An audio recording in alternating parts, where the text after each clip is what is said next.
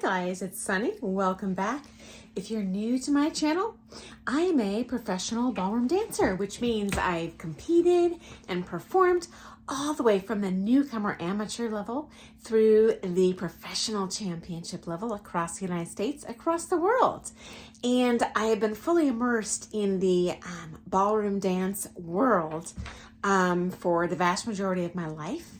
And so I'm here today to share with you kind of an insider's perspective on what really goes on in the world of ballroom dance. If you like my channel, please subscribe if you're interested in seeing more of this type of video, or just press that thumbs up button. And if you have an opinion about what you hear today, or you'd like to share your own experience from your own dance studio, please comment below. The viewers of today's video will love to see your experiences as well as mine. So this is actually a part 5 of a multi-part video of the difference between franchise studios and independent studios. This is probably one of the most contentiously debated topics in the world of ballroom dance, especially in the amateur community. Those coming out of the franchise world think our studios are the best, bar none. And those coming out of the independent world think our studios and teachers are the best, bar none.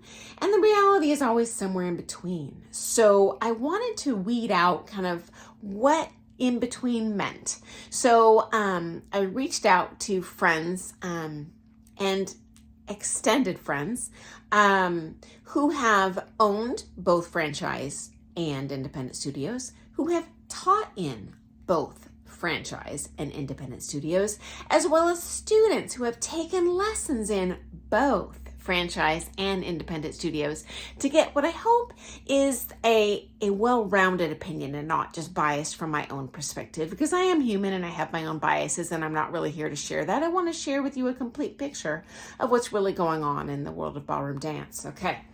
So my next point here I'd like to share in terms of the difference. One of the many differences between a franchise studio and an independent studio is I'll call it a strength for the franchise studio, is that all of their teachers are quote unquote certified. So what does that mean? They are in some way assessed for their skill level. And in an independent studio, you will have people that are not qualified at all.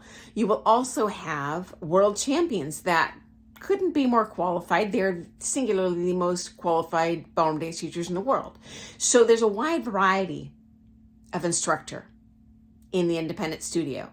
The reality is most of them there are highly qualified and competent teachers because they're independent. They don't rely on a franchise studio passing them students to build clientele. They have to do it on their own by being charismatic, by facilitating a joy of dancing in their students, making those students want to come back through a positive experience the student feels is worth their money. Now, caveat emptor, in the case of franchise studios, guys, there are different levels of certification, okay? And they all require exponentially lower or higher degrees of competency and mastery of that style. And this is pretty consistent from the owners and teachers and students who've taken in both types of studios. The qualifications, the quote unquote certifications that these teachers are getting in the franchise studios are of the lowest level, okay, of competency. Are they certified? Absolutely. Can they teach? Absolutely. If you're coming for a social dance, want to look good at your office party, are they competent? Absolutely. And they'll teach you real steps. However, if you look at the video I've previously posted on the different types of certification, they are going to be nowhere near the quality of an ISTD certified teacher, okay? So what does this mean that benefits the franchise studio? Well, they can sell their students on the fact that all their teachers are certified, which is probably true. Now, of course, I am painting with a broad brush every studio is different. There are some independent studios that require all of their teachers to be certified, even to a much higher degree. There are franchise studios who don't require their teachers to be certified.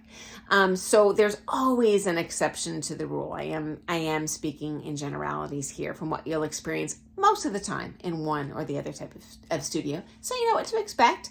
You can make an informed choice. There's not a right or wrong choice. One is going to be a better match for you, okay?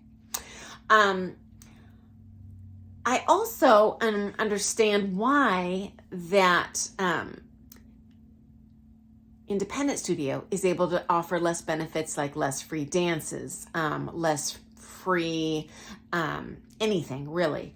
And that's because these exceptionally qualified teachers, in my opinion, have a little bit of a higher ego than those in the franchise studio. And they're going to expect that, well, I'm going to get a good floor fee here because this studio benefits from my reputation as a professional dancer. I mean, I have seen this happen.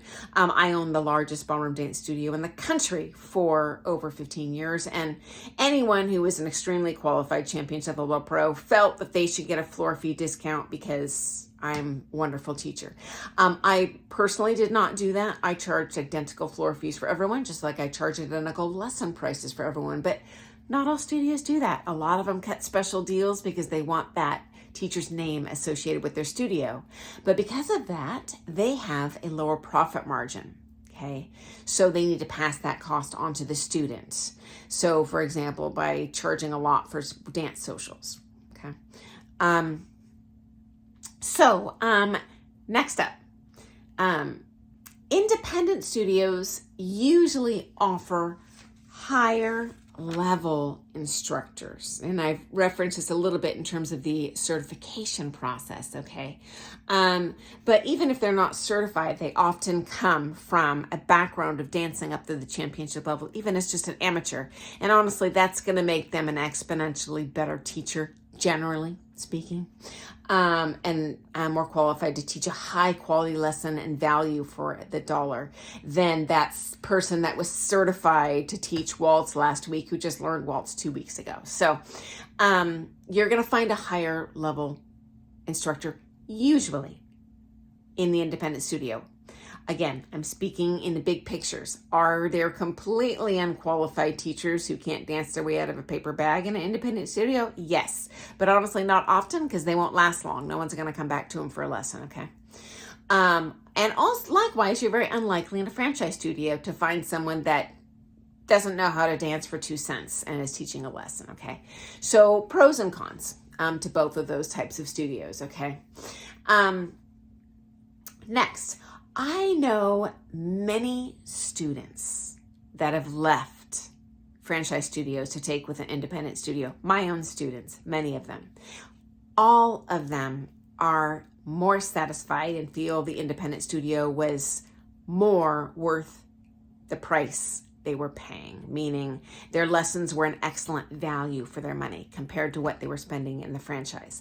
And I have students now that take both from franchise studios and from me, and they all say your instruction is worth 10 times as much and you don't charge 10 times as much. But I do know one student that started out from the independent studio setting, switched to franchise and is happy there. She doesn't feel that the quality of instruction is better, but she feels it's a better value because she's not trying to be a championship level dancer. She really wants that complete social experience where she has friendships, where she feels like she's treated like a queen and God's gift to dancing when she walks in the room. That she and really enjoys all the friendships she cultivates and spending all that time for that package price in the franchise studio. She enjoys those closed franchise studio competitions where she gets to be a winner every time. For her, going with the independent teachers, which she did for many years with many different teachers, to those sanctioned NDCA comps, and getting her butt kicked in competition was not a rewarding experience. And honestly, she's a little bit of a out of shape, much older lady, not a super talented dancer. So I can see for her where that would absolutely be worth that extra money, and doesn't really care that that teacher maybe isn't a champion themselves. She just wants to have a joyful experience. And what that joyful experience looks like is different for every student. So one studio might be a better match for you than another. There's not a right or wrong. It's just different. Okay. They offer different things. So I do have a couple more things to share.